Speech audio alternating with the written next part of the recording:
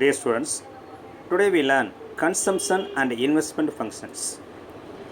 The theory of multiplier and the theory of accelerator are the two sides of the theory of fluctuation. Just as the theory of demand and the theory of supply are the two sides of the theory of value. அதாவது மதிப்பு கோட்பாட்டின் இரு பக்கங்களாக எப்படி தேவை மற்றும் அளிப்பு கோட்பாடுகள் உள்ளனவோ அதுபோன்று ஃப்ளக்சுவேஷன் அதாவது ஏற்றத்தாழ்வுகள் சொல்கிறோம். அதாவது ட்ரேட் ஃப்ளக்சுவேஷனாக வாணிப ஏற்றத்தாழ்வு அப்படின்னு சொல்லுவோம். அப்போ அதோட அடிப்படை கோட்பாடு எது இருக்குது அப்படின்னா மல்டிப்ளையர் அண்டு ஆக்ஸலரேட்டர் ரெண்டுமே இருக்குன்னு சொல்லி யார் சொல்லியிருக்காங்க? ஜேஆர் கிக்ஸ்ன்றவர் சொல்லியிருக்காரு. இதோடைய லேர்னிங் அப்ஜெக்டிவ்ஸ் என்ன அப்படின்னு பார்த்தா the study the basic concept the consumption and investment functions. அதாவது அந்த நுகர்வு சார்பு மற்றும் முதலீட்டு சார்பு அதை பற்றி அதை அடிப்படை கருத்துக்கள் என்ன நம்ம தெரிஞ்சுக்கிறோம். To impart knowledge on the working of multiplier accelerator super multiplier. Multiplier accelerator super multiplier அது எப்படி ஒர்க் ஆகுது, எப்படி ஃபங்க்ஷன் ஆகுது இன் எக்கனாமிக்ஸ்ன்றதை நம்ம அப்புறம் இந்த கன்சம்ஷன் அண்ட் இன்வெஸ்ட்மெண்ட் ஃப்ளக்சுவேஷனில் நம்ம தெரிஞ்சுக்க போகிறோம். First introduction. In the second chapter, we have seen the concept of national income, its measurement, importance and difficulties. அதாவது நம்ம ரெண்டாவது பாடத்தில் என்ன பண்ணோம் அப்படின்னா எதை நம்ம அதில் பார்த்தோம் அப்படின்னா நேஷனல் இன்கம்னா என்ன, அது எப்படி மெஷர் பண்ணுறோம், அதோட முக்கியத்துவம் என்ன, அந்த நேஷனல் இன்கத்தை கால்குலேட் பண்ணுறதுல என்னென்ன டிஃபிகல்ட்டிஸ் இருக்குது எல்லாமே நம்ம பார்த்தோம். The present chapter deals with consumption function and the investment function, which play a vital role in the influencing national income. இந்த சாப்டரில் எதை பற்றி பார்க்க போகிறோம்னா அந்த கன்சம்ஷன் அண்ட் இன்வெஸ்ட்மெண்ட் ஃபங்க்ஷன் எப்படி நேஷனல் இன்கத்தில் முக்கியமான பங்கு வகிக்கின்றதை நம்ம அப்புறம் பார்க்க போகிறோம். The primary macroeconomic objective is acceleration of growth of national income. அதாவது மேக்ரோ எக்கனாமிக்கோட மெயின் அப்ஜெக்டிவ்ஸ் அதாவது எய்ம் ஆர் கோல் என்ன அப்படின்னு பார்த்தா நேஷனல் இன்கத்தை என்ன பண்ணணும், அது க்ரோத் ஆக்ஸலரேஷன். அதாவது ஆக்ஸலேட்டர் அப்படின்னாலும் என்ன அப்படின்னா விரைவுபடுத்தக்கூடிய, தமிழ் என்ன சொல்லணும்னா அதுக்கு பேர் முடுக்கி அப்படி சொல்லுவோம். முடுக்குதல் அப்படின்னாலும் என்ன அப்படின்னா வேகப்படுத்துதல்னு அர்த்தம். அதான் அந்த primary macro economic objectives acceleration of growth national income. We have already seen that national income comprises of consumption goods and investment goods. National income எப்படி அமைஞ்சிருக்குமா, அதாவது நுகர்வுப் பொருட்கள் மற்றும் முதலீட்டு பொருட்கள் அடங்கியது என்ன சொல்கிறோம் நேஷ்னல் இன்கம் அமைஞ்சிருக்குன்னு சொல்கிறோம். சரியா, அது ஏற்கனவே பார்த்துருக்கோம். There is a close correlation between investment and national income. ரெண்டுக்கும் எப்படி இருக்குது, ஒரு நெருங்கிய தொடர்பு இருக்கிற மாதிரி நம்ம இதில் சொல்கிறேன். The multiplier refers to the change in national income resulting from change in investment.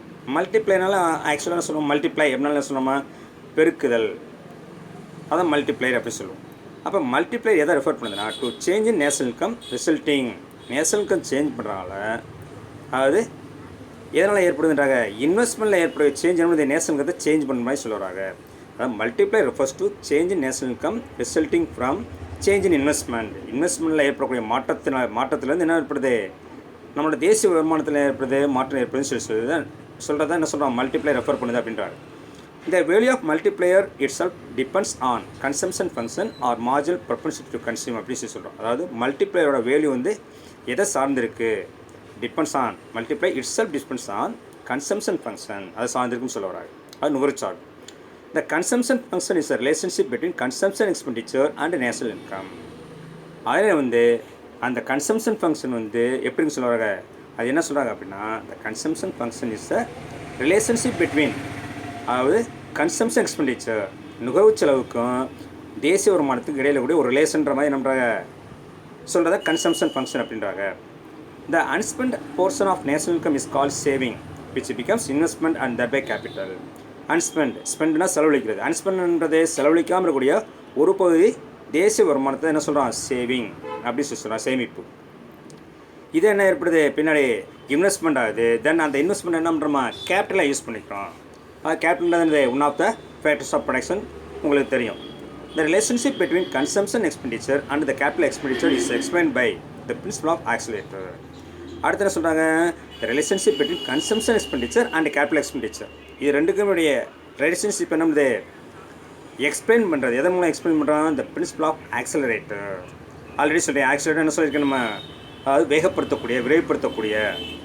அப்போ அந்த கோட்பாடு என்ன தான் கன்செப்ட்ஸை எக்ஸ்பெண்டிச்சருக்கு, கேல்குலேஷன் எக்ஸ்பெண்டிச்சருக்கு என்ன ரிலேஷன் இருக்கிறத எக்ஸ்பிளைன் பண்ணுது அப்படின்றாங்க.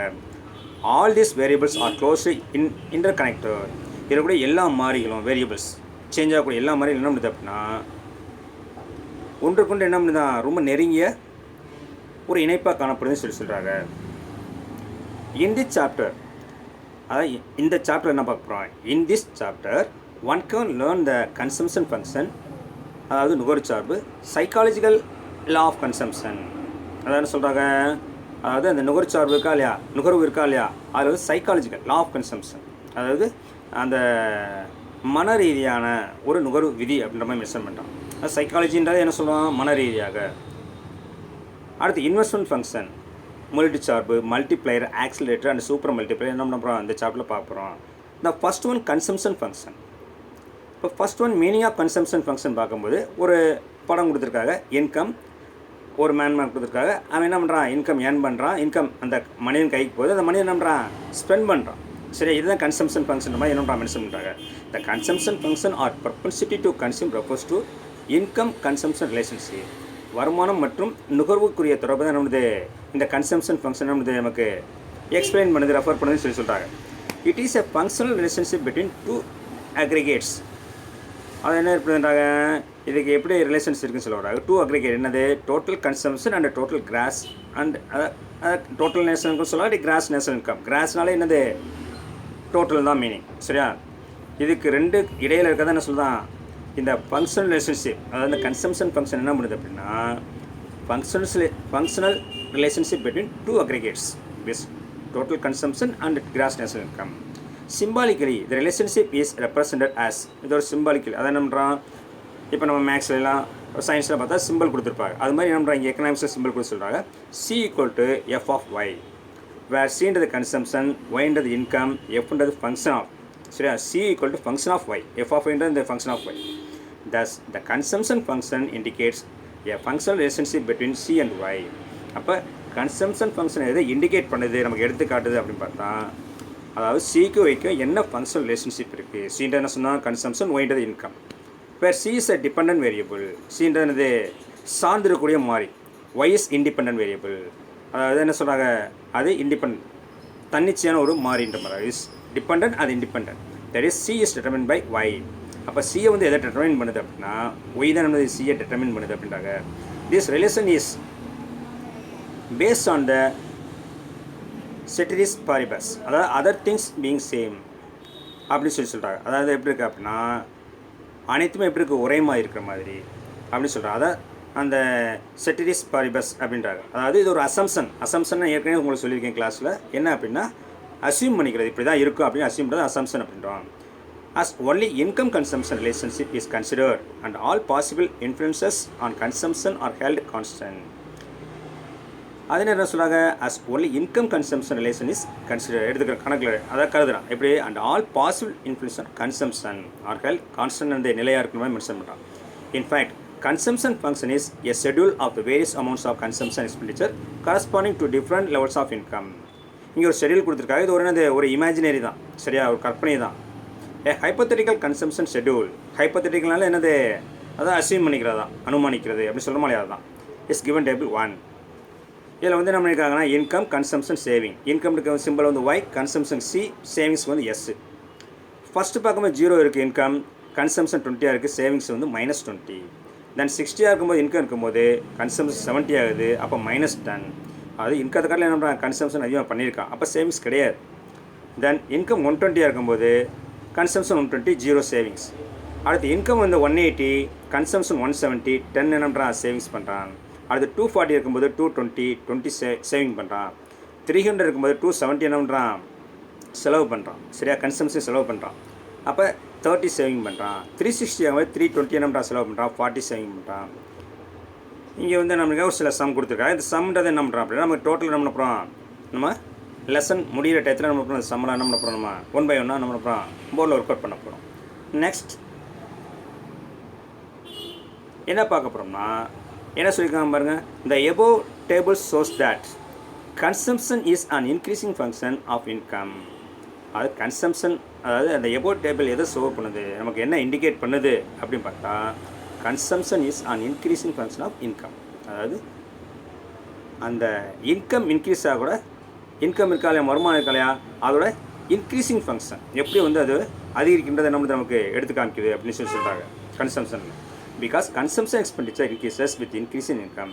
அடுத்த லைனில் பார்த்தா அவங்களுக்கு தெரியும். அது என்ன சொல்கிறா அப்படின்னா கன்சம்ஷன் எக்ஸ்பெண்டிச்சர் எப்போ இன்க்ரீஸ் ஆகும்னா வித் இன்க்ரீஸ் இன் இன்கம். எப்போ வருமானம் கூடுதோ அப்போ என்ன பண்ணுது, நம்மளோட கன்சம்ஷன் எக்ஸ்பெண்டிச்சர் என்ன ஆகிடும், கூடுன்றாங்க. Here it is shown that when income is zero, people spend out of their past saving on consumption. அதாவது இங்கே என்ன, இதில் என்ன காமிக்குதுன்னா இன்கம் ஜீரோவாக இருக்கும்போது, ஷெட்யூலில் பார்க்கும்போது இன்கம் என்ன இருக்குது, ஜீரோவாக இருந்துச்சு.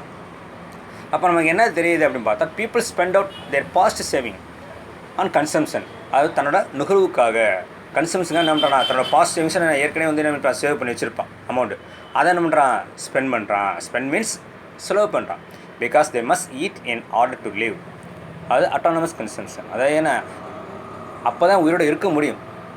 அவன் வாழணும்னு என்ன இருக்கணும், அந்த இன்கம் இல்லாத நேரத்து, இன்கம் ஜீரோ இருக்கிறது என்ன பண்ணணும், அவன் பாஸ்ட் சேவிங்ஸ் எடுத்தோம்னா கன்சம்ஷன் பண்ணால் உயிரோடு இருக்க முடியும். அதனால் இதுக்கு என்ன சொல்கிறாங்க, அட்டானமஸ் கன்சம்ஷன் அப்படின்னு சொல்கிறாங்க. இங்கே என்ன ஒரு டயக்ராம் கொடுத்துருக்காங்கன்னா here when y equal to 120, c equal to 120, point b is the diagram. இந்த டயக்ராமில் நீங்கள் பார்த்தா தெரியும் உங்களுக்கு, பாயிண்ட் பின்னு ஒன்று இருக்குது.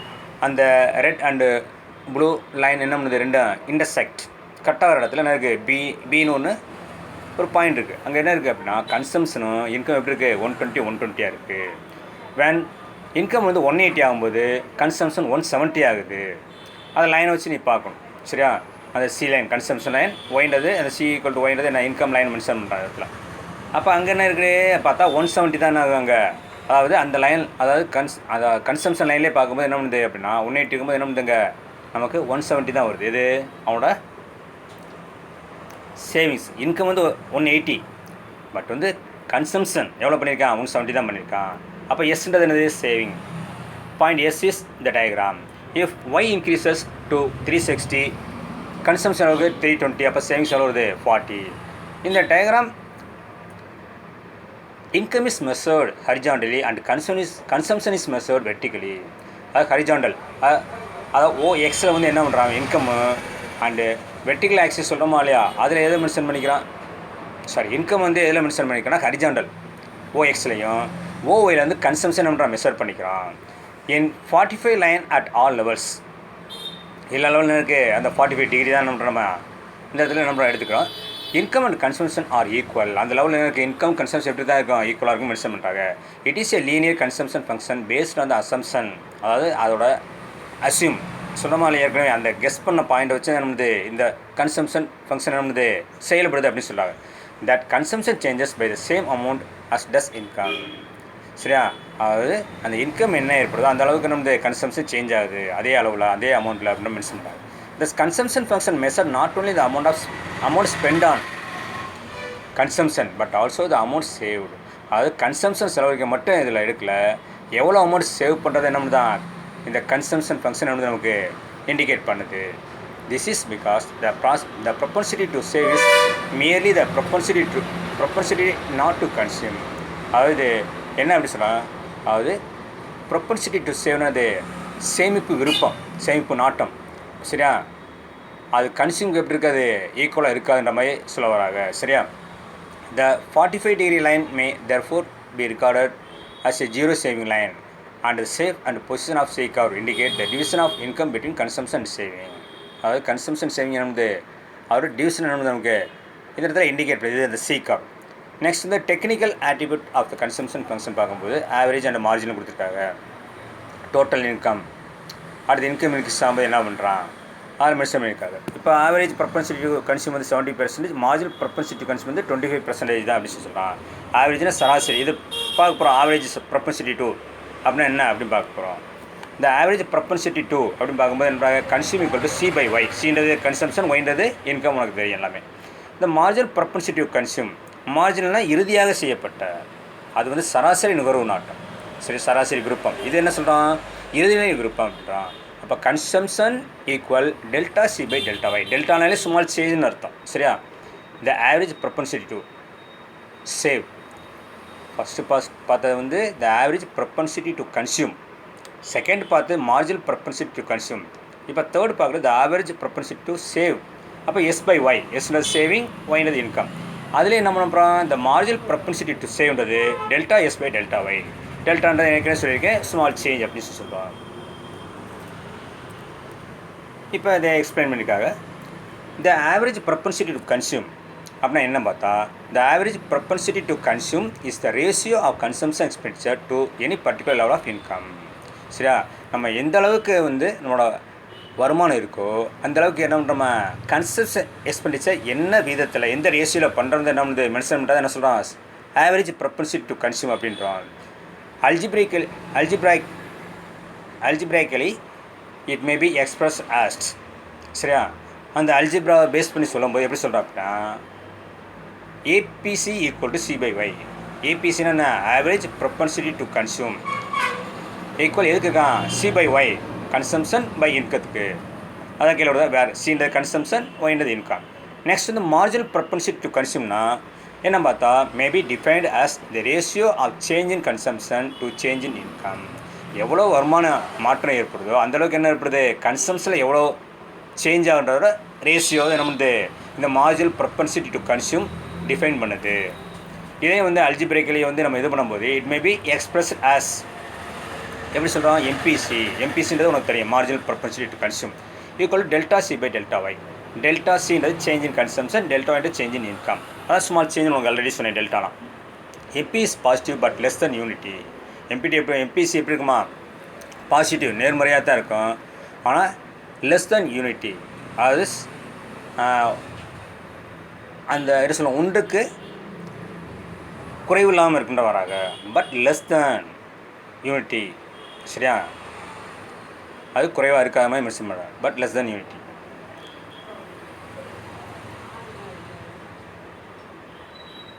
அதான் சொல்கிறாங்கன்னா இந்த இடத்துல MPC positive but less than யூனிட்னா யூனிட்டிக்கு எப்படி இருக்கும், லெஸ்ஸாக இருக்கணும்னு சொல்கிறாங்க. பாசிட்டிவாக தான் இருக்கும் எது எம்பிசி, அதான் இந்த சிம்பாலிக் கொடுத்துருக்கா. எப்படி இருக்கான், 0 less than delta C by delta Y less than 1.